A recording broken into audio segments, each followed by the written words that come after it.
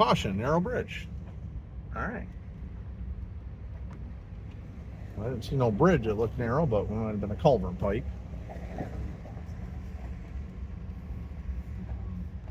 It's fall time here in 2024. We're making another part of video. I'm just making little videos as I go along here. Haven't got there yet. I'm in a 2024 GMC Sierra 2500 HT. Bought this in June of 2023. Fun fact about this truck. I plow with it. Most people buy 3/4 ton trucks to pull their camper, but I plow. Well, because plowing is, let's put it this way, you need a 3/4 ton to beef your truck. Half tons, yeah, they got the pulling power, but they don't have the pulling power or the braking capacity of a 3/4 ton. My review of my 2024 GMC truck, so far, it's pretty sound. Had one recall, had to take the back for tailgate, kept opening. I do know that so far from American vehicles, Ford is still the number one call, is more recalled than GM, but my opinion is you like what you drive what you like. I'm not brand loyal anymore. I've driven a Ford. I had a 21 Super Duty with a Godzilla 10-speed automatic. Good truck. Although the transmission used to slam into gear and bang, bang, you know. And according to the dealer, it was normal. This truck's equipped with the 10-speed Allison transmission with a 6.6 gas. I'm not trying to win any races. I just want to get to my destination. This truck got a big infotainment center. This truck was $61,000.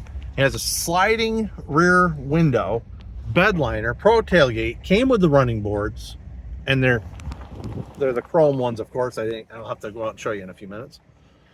Unfortunately, Ford doesn't give you heated seats in their XLT lineup, from what I found.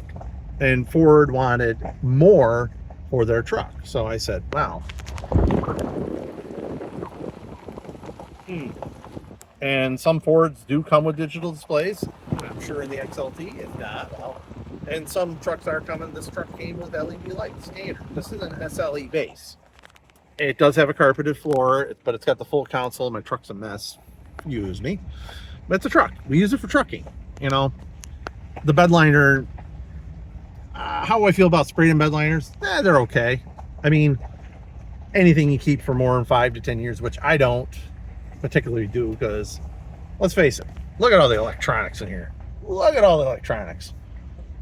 I mean, yeah, you buy a Ford, you're buying all the same thing. You're buying electric nightmares. What I do like about, I know that some people have the AT4. I got pretty good screen ability, and there were some complaints for the 24s, and I think maybe in the 25. The screen, the shift lever blocks this part of your screen. Well, look at your truck before you buy it. I mean, if you don't like that feature, then don't get that feature. And I do have a hidden glove box over here, a little button right underneath there, and I have a second glove box. Overall, this is just double cab. I plow snow. You want to plow snow. You don't want the longest truck you could possibly get. The bed is about 69 inches long. I don't pull a lot of weight in this truck. Like I said, I just push snow and drive it to work. Gas mileage figures, well, that's because I'm in here. We can flick through. There's all sorts of things. I'll tell you the tire pressures. So 13.4, and I've seen up to 20 miles per gallon. Be honest, that would just depend on how I drive it, but it's not every day. 13.4 in the backwoods, not too bad. Tells you this truck has a lot of features on it. I'm pretty happy. But see what happens. Now going into fall, winter is getting more months. Tell me what vehicle you drive in the comments. What you like, what you don't like. I don't hate on all vehicles. I actually try different vehicles now and again. No, I'm not a rich guy. I have an average job. I live paycheck to paycheck like everybody else. Yeah, the high interest rates kind of not fun. Kind of sucked, to be honest. But we're living in an age right now where it's election year, so you know, if you don't want to buy a vehicle, don't buy a vehicle. Another fun fact about GMs versus the Fords, ride quality. And I'll be honest, the ride quality of the GMC is a lot better because it's a torsion bar system. I'm not saying I know everything about it. It just gives a lot more. And yes, when you put the plow on, it doesn't squat that much more. And another fun fact is, I can adjust my suspension with 2 screws or 2 bolts underneath the truck. I know I'm not going to show you. This road's pretty rough. I'm only going, 12 miles an hour because it's state land. Here's another narrow bridge. Woohoo! Maybe another barrier. Who knows? Ooh! Woohoo! All right, I hit that pretty hard. I had the F-250 for 3 years, 36,000 miles.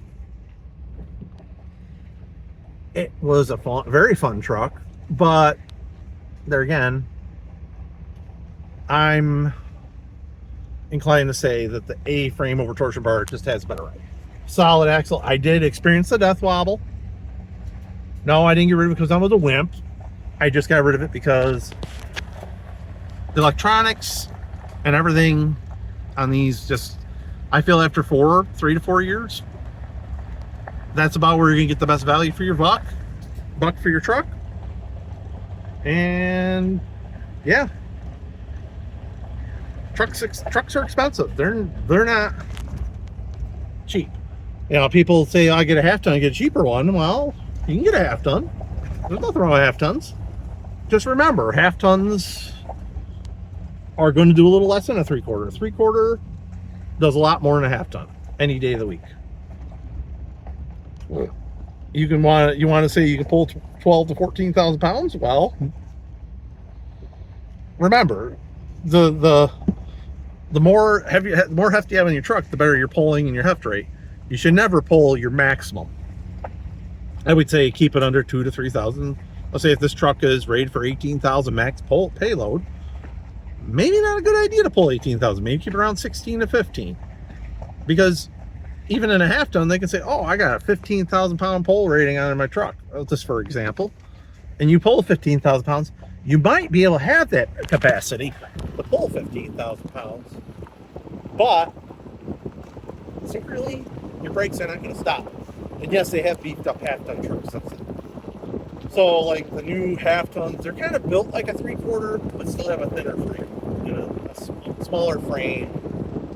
They're still half tons.